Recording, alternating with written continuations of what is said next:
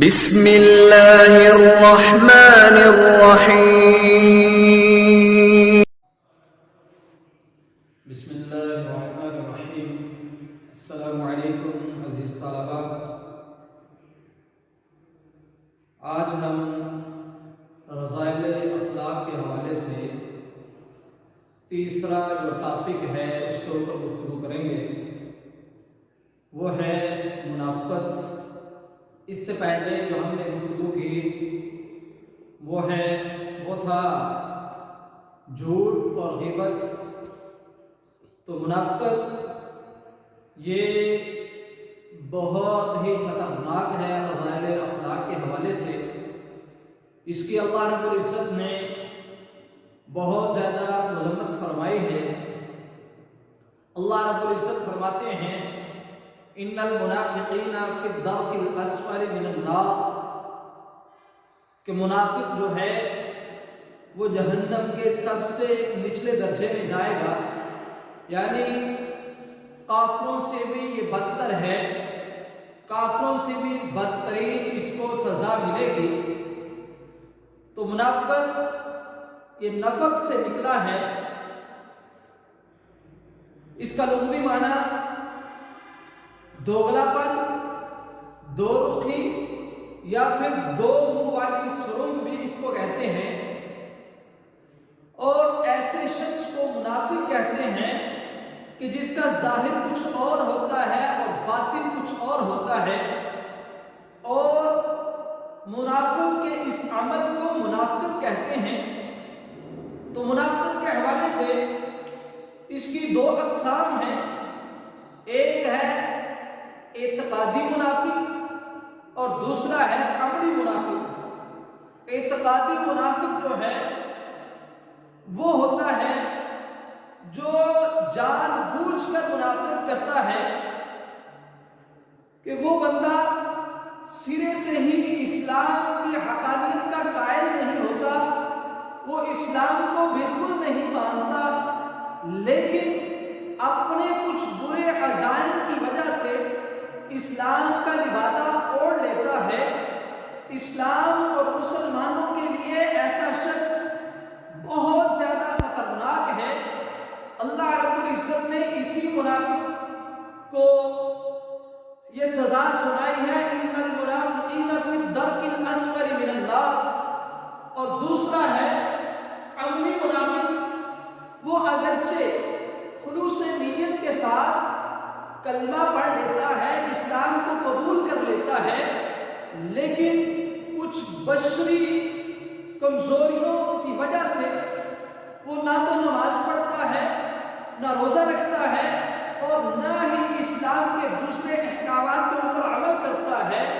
ایسا منافق جو ہے وہ عملی منافق ہے، لیکن یہ مسلمانوں کے لیے خطرناک نہیں ہے جتنا کہ اعتقادی منافق وہ خطرناک ہے مسلمان اور اسلام کے لیے۔ تو ایسے منافق، اعتقادی منافق کا درجہ جو ہے وہ کافروں سے بھی بدتر ہے۔ مسلمانوں کے خلاف منافقوں کی سب سے خطرناک جو چال ہوتی ہے، جو سازش ہوتی ہے، وہ دینداری کے پردے میں رہ کر مسلمانوں کو بھی آپس میں لڑاتے ہیں اور اسلام کو نقصان پہنچاتے ہیں۔ اسی مقصد کے لیے منافقوں نے مدینے کے اندر مسجد زرار تعمیر کی تھی، مگر اللہ رب العزت کے حکم سے اس مسجد کو مسمار کر دیا گیا، گرا دیا گیا۔ اللہ رب العزت فرماتے ہیں یا ایھا النبی جاہد الکفار والمنافقین واغلظ علیہم ومأواہم جہنم، اے نبی لڑائی کرو منکروں اور دھوکہ دینے والوں سے، اور سختی کرو ان پر، اور ان کا ٹھکانہ دوزخ ہے۔ نبی کریم صلی اللہ علیہ وآلہ وسلم نے منافق کی 3 نشانیاں بیان فرمائی ہیں۔ فرمایا کہ جب وہ بات کرے تو جھوٹ بولے، نمبر 2 جب وعدہ کرے تو وعدے کی خلاف ورزی کرے، اور تیسرے نمبر پر فرمایا کہ جب اس کے پاس کوئی امانت رکھوا دی جائے تو اس میں وہ خیانت کرے۔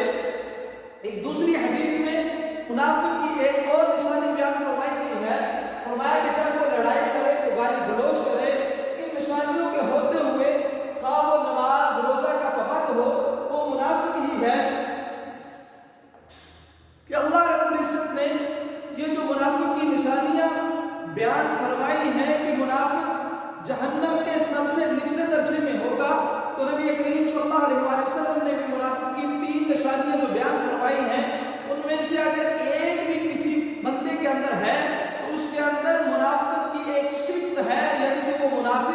نہیں ہے۔ تو اس لیے اللہ رب العزت فرماتے ہیں کہ ان المنافقین فی الدرک الاسفل من النار، بے شک منافق دوزخ کے سب سے نچلے حصے میں ہوں گے۔ حدیث کی روح سے قیامت کے دن سب سے بری حالت میں دو چہرے والے یعنی منافق ہوں گے۔ نبی کریم صلی اللہ علیہ وسلم نے فرمایا کہ قیامت کے دن سب سے بری حالت میں دو چہرے والے ہوں گے، یعنی وہ لوگ جو ادھر جائیں تو کوئی اور بات کریں اور مسلمانوں کی دوسری جماعت پہ جائیں تو کوئی اور بات کرے، ایسے بندے کو منافق کہتے ہیں۔ تو بیٹا یہ ہے منافق کے حوالے سے کہ یہ لانگ کوسچن ہے، اور اسی میں سے جو شارٹ کوسچن ہمارے بن سکتے ہیں، منافق کا لغوی اور اصطلاحی معنی تحریر کریں۔ منافق کا لغوی اور اصطلاحی معنی نفق کے معنی دوزخی اور دو مبالغے کے ہیں، لغوی معنی دوگلا پن کے بھی ہیں۔ منافق کا مفہوم تحریر کریں یا منافق سے کیا مراد ہے، تو یہ تینوں جو ہیں ان کا ایک ہی جواب بنتا ہے کہ شریعت اسلامی کے مطابق منافق اس شخص کو کہتے ہیں جس کا ظاہر کچھ اور ہو اور باطن کچھ اور ہو، اور اس شخص کے اس عمل کو منافق کہتے ہیں۔ اور منافق کی کتنی اقسام ہیں اور کون کون سی ہیں، تو اس کے لیے منافق کی دو اقسام ہیں۔ نمبر ایک اعتقادی منافق، نمبر دو عملی منافق۔ نمبر تین اعتقادی منافق سے کیا مراد ہے؟ وہ منافق جو دل سے اسلام کی صداقت و حقانیت کا قائل نہیں، لیکن کسی مسلک یا شرارت کی وجہ سے اسلام کا لبادہ اوڑھ کر مسلمانوں اور اسلام دونوں کو نقصان پہنچاتا ہے۔ اور نمبر چار عملی منافق سے کیا مراد ہے؟ عملی منافق وہ شخص جو اگرچہ خلوص نیت سے اسلام قبول کرتا ہے، لیکن بعض بشری کمزوریوں کی وجہ سے اسلام کے عملی احکامات پر چلنے میں سستی کرتا ہے۔ اور نمبر پانچ اعتقادی منافق اور عملی منافق میں کیا فرق ہے؟ تو اس کے لیے بیٹا آپ دونوں تعریفیں لکھیں گے، اعتقادی منافق اور عملی منافق دونوں کی تعریفیں لکھیں گے۔ اور نمبر 6 منافقوں نے جو مسجد تعمیر کی، اس کا نام کیا تھا؟ اس مسجد کا نام مسجد زرار تھا۔ اور نمبر 7 مسجد زرار کیوں تعمیر کروائی گئی؟ اس کا جواب ہے کہ منافقوں نے مدینے میں مسلمانوں میں آپس میں تفرقہ ڈالنے کے لیے مسجد زرار تعمیر کروائی۔ ان کا مقصد صرف اور صرف مسلمانوں میں تفرقہ ڈالنا تھا۔ نمبر 8 منافقین کی مذمت پر قرآنی آیت یا ترجمہ لکھے، تو منافقین کی مذمت پر قرآنی آیت ہے یا ایھا النبی جاہد الکفار والمنافقین واغلظ علیہم ومأواہم جہنم۔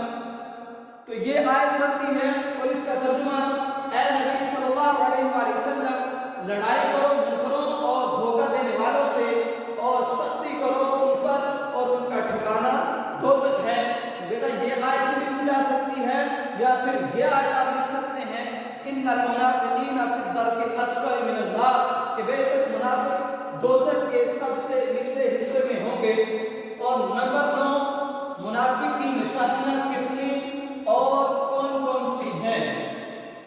منافق کی نشانیاں نبی کریم صلی اللہ علیہ وآلہ وسلم نے جو گنوائی ہیں، جب وہ بات کرے تو جھوٹ بولے، جب وعدہ کرے تو خلاف ورزی کرے، جب اس کے پاس کوئی امانت رکھوا دی جائے تو اس میں خیانت کرے۔ یہ 3 نشانیاں ایک حدیث میں ہیں، اور ایک اور حدیث میں جو آتی ہے وہ ہے لڑائی کرے تو گالی گلوچ کرے، یہ بھی منافقت کی ایک صفت ہے۔ تو بیٹا نمبر 10 قرآن کی روح سے منافقوں کا ٹھکانہ کون سا ہے؟ منافقوں کا ٹھکانہ وَمَأْوَاهُمْ جَهَنَّمُ إِنَّ الْمُنَافِقِينَ فِي الدَّرْكِ الْأَسْفَلِ مِنَ النَّارِ، کہ منافقوں کا ٹھکانہ بے شک منافق دوزخ کے سب سے نچلے حصے میں ہوں گے۔ نمبر 11 حدیث کی روح سے منافقین کی کیا مذمت بیان ہوئی ہے؟ تو حدیث کی روح سے منافقین کی جو مذمت ہے وہ قیامت کے دن سب سے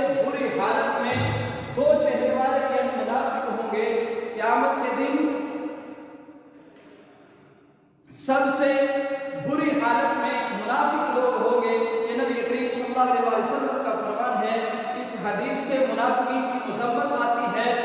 تو بیٹا یہ شارٹ کوسچن ہیں، 11 اسی میں سے بنائے ہیں، یہ لانگ کوسچن ہے منافق کے حوالے سے، اور اسی میں سے جو 11 کوسچن ہیں منافقین کے حوالے سے شارٹ کوسچن جو بنتے ہیں وہ میں نے بنا دیے ہیں۔ بیٹا امید کرتا ہوں کہ آپ کو یہ سمجھ آ گئی ہوگی۔ اللہ رب العزت ہمارا اور آپ کا ہمیں نصر ہو۔ السلام علیکم۔